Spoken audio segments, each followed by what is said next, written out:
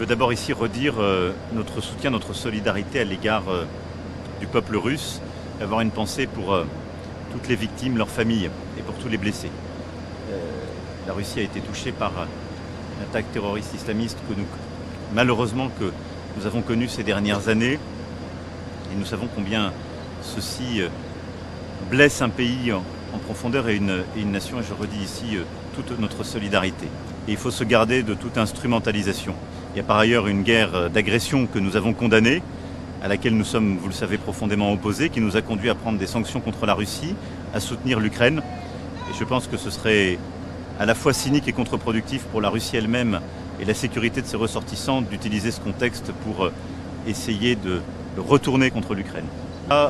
Les contacts ont été pris à tous les niveaux techniques et ministériels pour pouvoir proposer notre coopération compte tenu des informations dont nos services disposent et des éléments qui peuvent être utiles aux Russes.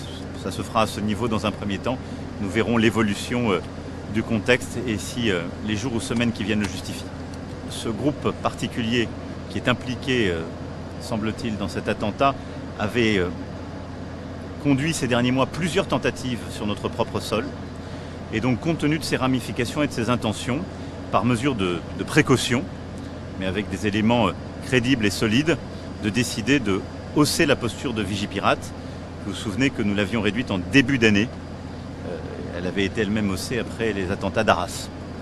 Donc c'est une mesure qui est cohérente compte tenu de la revendication de cet attentat et du fait que ce groupe a plusieurs fois tenté de toucher le sol français.